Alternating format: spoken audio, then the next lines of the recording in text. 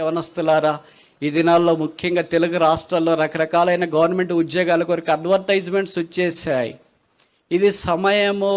You have to stand up, prepare your self, persistence, నిలకడ చదువులో.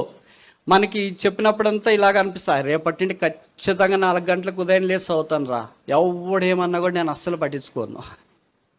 అర్థమైందా మీకు? అబ్బాయి ఎంత కరెక్ట్గా అర్థం చేసుకుంటారు ఇట్లాంటివి మాత్రం. ఆయన రేపు ఉదయాన్నే లేచి అలారం పెట్టుకొని అది ఇది అంతా రెడీ చేసుకొని 4 గంటలకంటే 4 గంటలకు అలారం పోతుంటే అలారం మీద ఒక దెబ్బ కొట్టే ఆగా మధ్యలో పానకలో పొడక మాత్రం నువ్వేంటి ఇప్పుడే నిద్ర వస్తుంటే నేను అంత అలిసిపోయారు, అప్పటి నుండి కరెక్ట్ చదువుతానులే, మరీ టూ మచ్ యాక్షన్ చేయొద్దుగా నువ్వు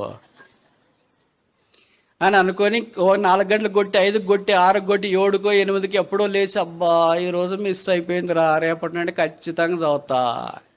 అలాగే రేపులు పోయినాయి, వారాలు పోయినాయి, నెలలు పోయినాయి, సంవత్సరాలు పోయినాయి. కొంతమంది ఇక్కడ కోచింగ్ కానీ వచ్చి మధ్యలో వదిలేసి వెళ్ళిపోయారు. No consistency. చదువులని చేరేసి మధ్యలో వదిలేసి వెళ్ళిపోయారు.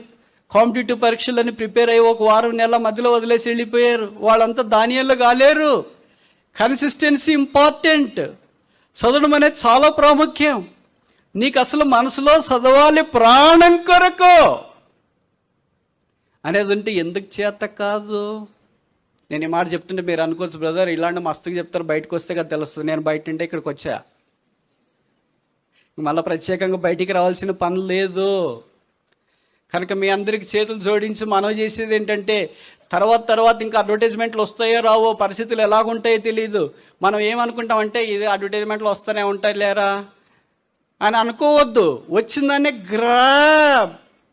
Grab it for the sake of the lord. ప్రభు కొరకు చదువు, ప్రభు కొరకు మొదట, తర్వాత నీ కొరకు సంగతులు ఆలోచిస్తూ. నువ్వు అసలు చదవటానికే మనసు రావట్లేదు, దేంట్లో కన్సిస్టెన్సీ లేదు. ఈరోజు చదువుకోవాలనుకుంటా, రేపు వద్దనుకుంటా, ఈరోజు తర్వాత వద్దనుకుంటా, ఆఫీస్ వద్దనుకుంటా, ఇల్లు వద్దనుకుంటా, అన్నీ మళ్ళీ తిరిగి మానేస్తావు.